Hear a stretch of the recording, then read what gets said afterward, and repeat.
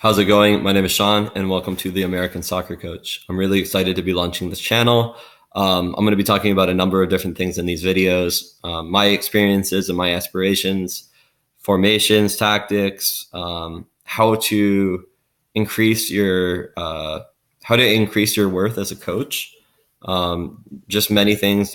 How you're able to possibly, like, if you want to. Maybe you live in California, maybe you're interested in working on the East Coast, like how you could possibly make that happen. Yeah, and just kind of hopefully like kind of creating like more of a talk about like especially the business side of coaching and how like you can make yourself more valuable as a coach, among other things. I mean, my general idea of this channel is really just to help people out because when I started coaching at like 21 or 22, like I didn't know, I knew I wanted to eventually coach at a high level and probably professionally, but I didn't know, the steps I needed to get there. And so hopefully this especially helps younger coaches with getting there, and the topics. It's not just okay, get your coaching licenses. Like there's more to it. So essentially, this is the first video I want to talk about are the three most important things that directors of coaching or DOCs are looking at when you email them a resume. And the main thing to me is if you're emailing a club that is in your area, the best thing that you can do is run a session live, because that way the director of coaching sees exactly what you are about as a coach. He sees what your training session is. He sees what the topic is. He sees what the exercises you are use. He sees he hears you with your coaching points. He sees the style of play and whether that can be implemented in the game. They see your interactions with the players, your energy, everything like that. So if you are able to run a session live, like to me, like that is probably the most important thing, because I think most DOCs can see that and see the session, and then they could evaluate how good of a coach you are and how valuable you can be to the club. The three things that I'm going to talk about though are in my example, like I moved from Oregon to South Florida, so I wasn't able to run a session live. So the three things that I'm going to be talking about are the other three most important things that can look really good on a resume for a DOC, because being 3,000 miles away, I wasn't able to run a session live. So the first thing, having your coaching licenses. So the higher the license you have, the better paying job you're probably going to get, the better teams in the club that you'll probably get, and the better, even chance of advancement in your coaching career, even at that club you will have. So for example, the A license, or I think now they have the US soccer A license, like the pro license. But having your B license or your A license is really big. But if you don't, that's fine. Just continue to work your way up the ladder. I understand that this can be difficult because once you get to like the C, and especially the B and the A, it's costing thousands of dollars. And if you don't have a club that can financially compensate you for that, I totally understand that it can be difficult to get those.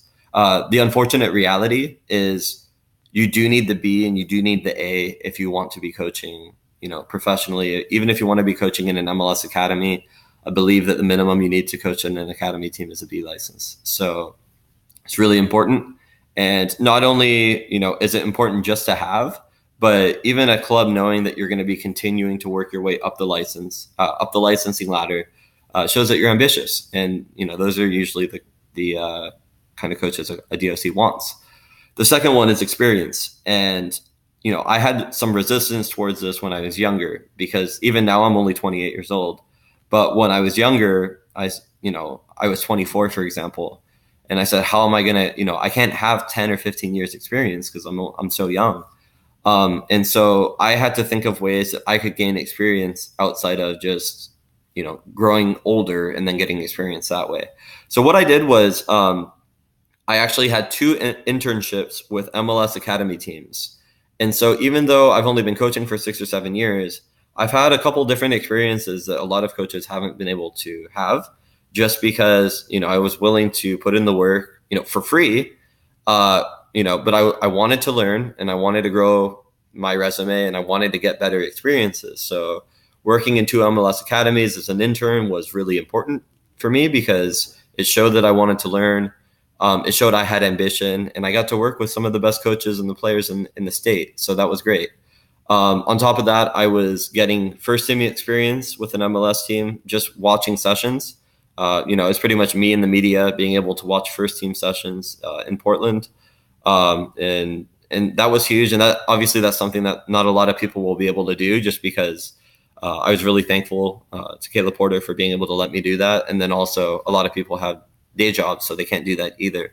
But those three experiences, working in two MLS academies and then getting the first team experience, watching training sessions with an MLS club, were very easy. I mean, they were very good ways to boost my resume up for being such a young coach.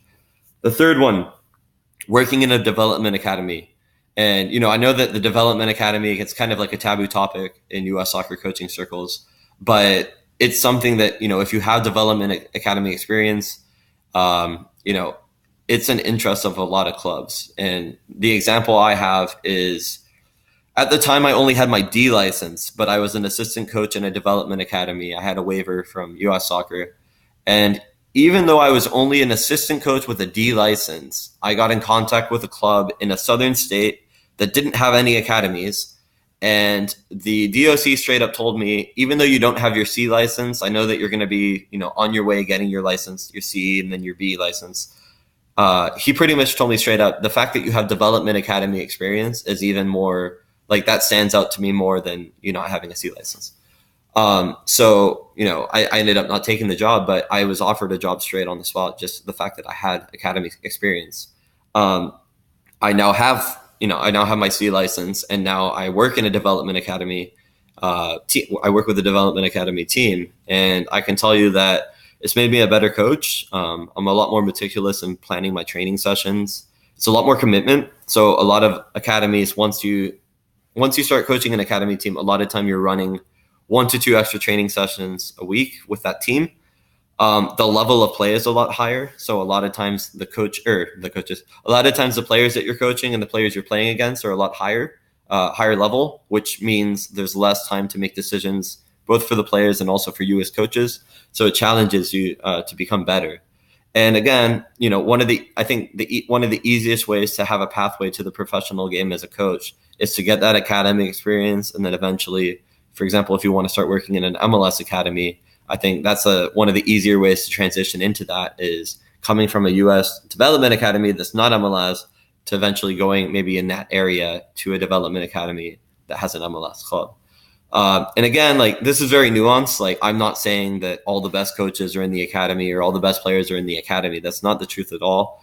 I'm just saying that, having academy experience, for most DOCs, they look at that and that's a positive sign. Having a high license, most DOCs look at that and it's a positive sign. So again, that's not to say, there are coaches that have academy experience and high licenses that aren't necessarily the best coaches. And there's coaches that don't have academy experience that are very good coaches.